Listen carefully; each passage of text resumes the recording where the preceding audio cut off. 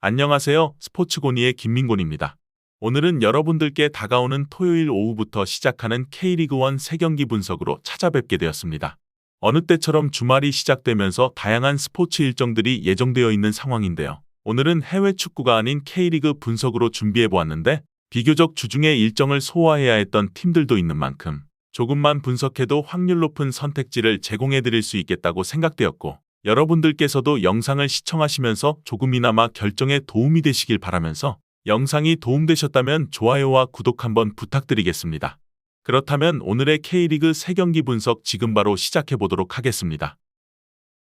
먼저 오늘의 첫 번째 경기는 수원FC와 전북현대의 2라운드 맞대결입니다. 홈팀 수원FC는 오랜 기간 팀을 맡아온 김도균 감독이 떠나고 새롭게 김은중 감독이 부임했습니다.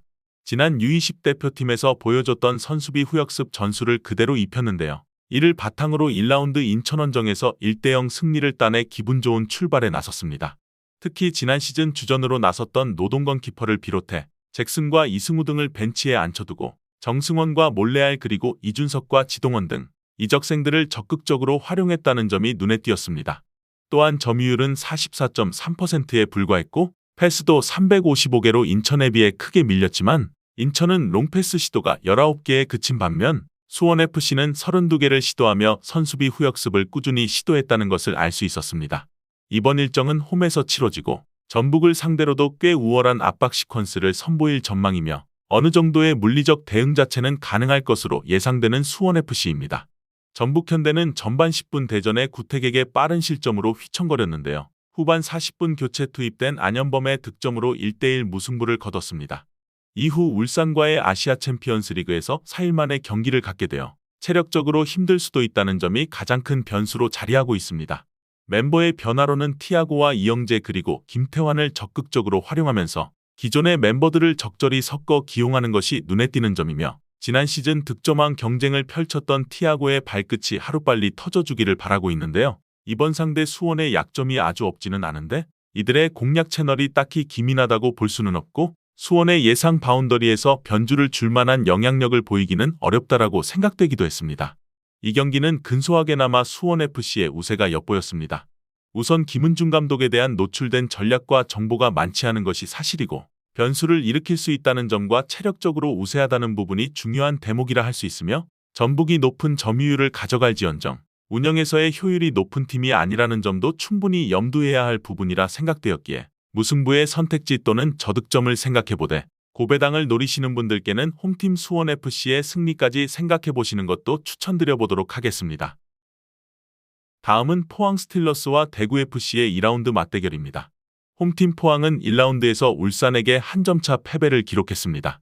박태하 감독은 점유율 58.7%를 기록한 울산의 맹공 속에 단 1실점을 허용하며 패배했는데요. 이 경기에서 저는 박태하 감독의 전술 스타일을 어느 정도 엿볼 수 있었습니다.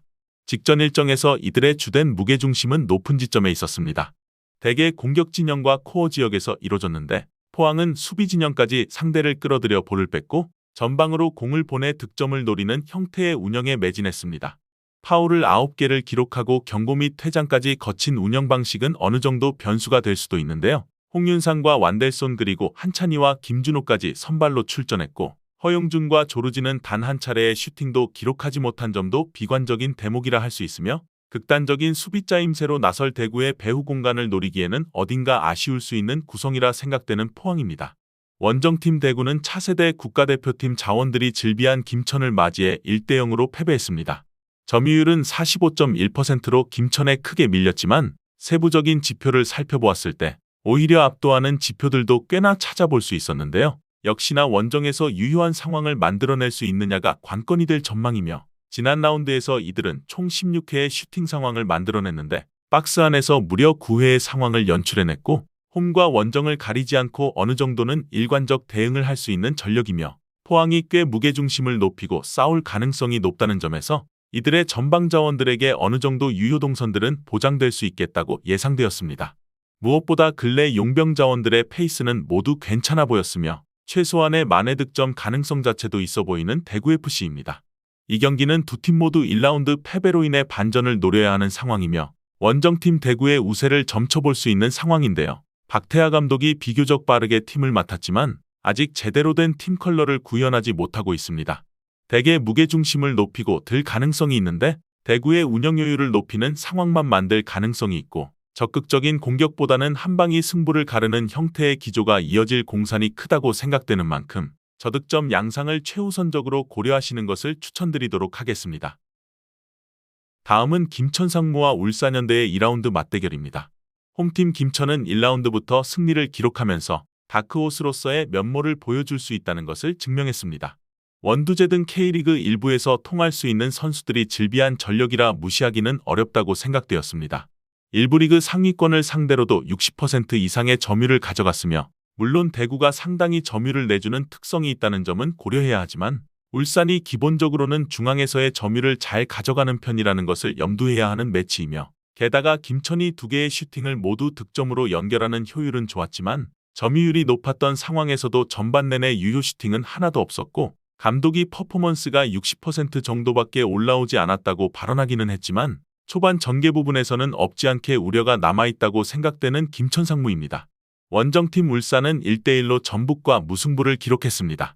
2차전이 홈에서 펼쳐지는 매치이기 때문에 울산이 상당히 웃을 수 있는 결과였다고 할 수 있을 듯 했는데요. 물론 여전히 상대의 거친 압박에 고전하면서 경기력이 올라오지 않은 모습은 여전했습니다.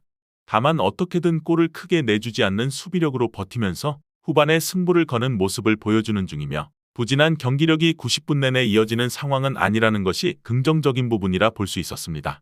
다만 45분 동안은 페이스를 잡지 못하는 모습을 보여준 것도 사실이고 이 때문에 울산의 전반적인 득점력이 올라오지 않는 상황도 사실이라 할 수 있습니다. 1라운드 포항전에서도 아타루의 슈터링이 제법 행운이 섞이 득점으로 이어진 케이스기도 했습니다. 이 경기는 김천이 울산을 상대로는 1라운드에서 보여준 주도권 싸움에서 이득을 챙기기는 어렵다고 결론 지어졌습니다.